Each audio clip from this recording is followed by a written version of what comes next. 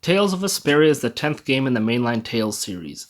Developed by Namco Tales Studio and published by Namco Bandai Games and Atari, it was originally released for the Xbox 360 in 2008. An upgraded version was released a year later for the PlayStation 3, but the version I'll be reviewing is the definitive edition, released on January 11th, 2019 for PC, PS4, Xbox One, and Nintendo Switch. From the research I've done, the definitive edition is a remaster of the PS3 version and includes extra content and all the DLC, making it the best version of the game available. I do own the Xbox 360 version, but I only got a few hours into it, so I can't compare the original to the definitive edition from my own experience. I do eventually plan on beating the 360 version, and maybe then I'll make a comparison video, but for now, this is just a review of Tales of Vesperia Definitive Edition, played on an Xbox One X. First of all, visually, Tales of Vesperia doesn't look very impressive at all. I know it's an older game, but even by 2008 standards, the visuals seem lacking, and the character movements as well. It looks and feels like it originally belonged on the GameCube rather than the Xbox 360. To put it in perspective, in 2007, a year before Tales of Vesperia was released, the first Assassin's Creed game was released, and Assassin's Creed looks and feels far superior, which is made even worse considering the definitive edition is a remaster. To say the least, I was very disappointed with the visuals at first, especially in the overworld, but eventually I did get used to it and it does have a certain charm to it.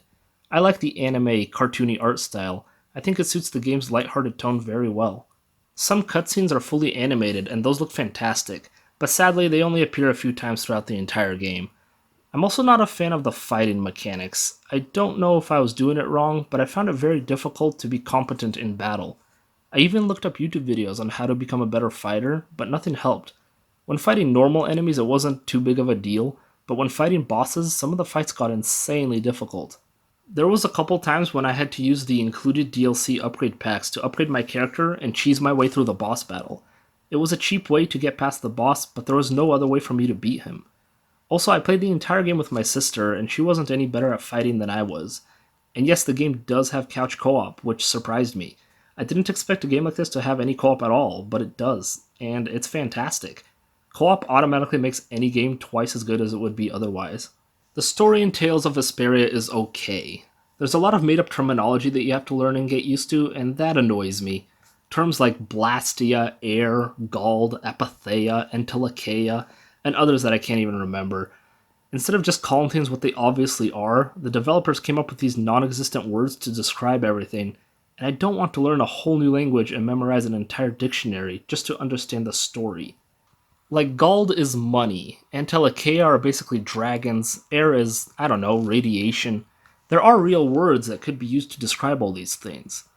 But once you do learn all these new terms, it's not too bad. Although I still can't remember what the heck an Apatheia is.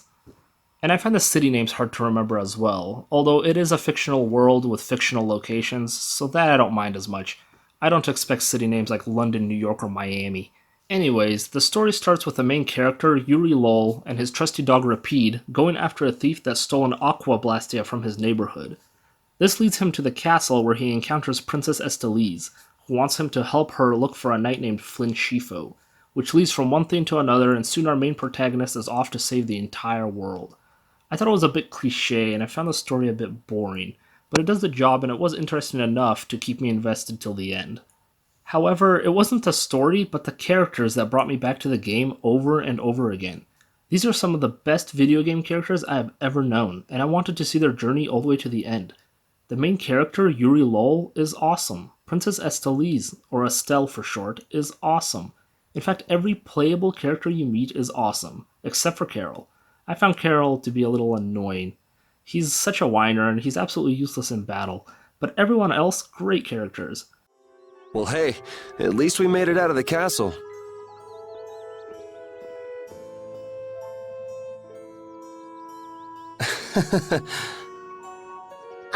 Was that not right? No, it's fine.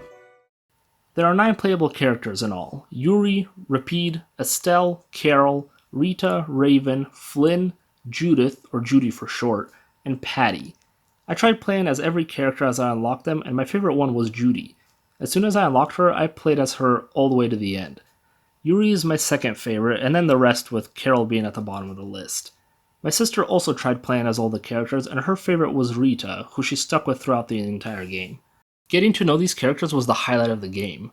There are optional skits that play if you press a button once they become available, and the dialogue was so fun to listen to. If that ceiling collapsed, we'd be buried alive. What are you saying stuff like that for, Estelle? What if that really happened? Come on, don't be such a wimp. These ruins are made of stronger stuff than that. Ah! Estelle! Now the ceiling's gonna collapse because you were talking about it! Huh? No, sorry, I just stubbed my toe on a rock. You did that on purpose, didn't you? Yuri, you're mean. Also, after every battle, there's dialogue between the characters that participated in that battle, and I loved watching them interact with each other. The sign of victory! Yeah! Yay! You got pretty good. They're bouncing. What are you looking at? I wish I could bounce. As you progress through the game, new skits and new post-battle dialogue options will become available, so there are always new things to hear and see.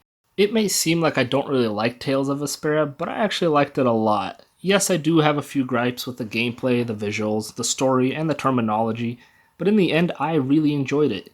In fact, once I beat the game, it gave me an option to play it again with special settings enabled that allow me to keep my upgrades, my money, etc. And I can't wait to play it again with some of those settings turned on. I'm also planning on finishing the Xbox 360 version. Overall, I would recommend Tales of Vesperia, especially if you have someone to play with, and I give it an overall score of 7 out of 10. While playing through this game, I just wanted to get it over with. It took 47 hours to complete, but once it was over, I immediately wanted to play it again. This is my first Tales game, and I can't wait to play it again, as well as try some of the other ones.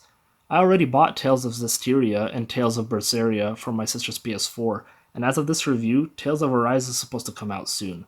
Once it does, I'll definitely get it. Also, there is an anime that's a prequel to the game. It's called Tales of Vesperia: The First Strike. I highly recommend it. It was a great anime. Even if you've never played the game, the anime on its own is really good. There's also a really cool Easter egg in the game that you will only understand if you've seen the film. The game has 3 acts, and I recommend watching the movie right after Act 1 of the game. That way you already know the characters and are attached to them, but you still most likely haven't found the Easter egg. Anyways, that's it for the review. Thank you for watching. Moltok out. Oh, guess we're done.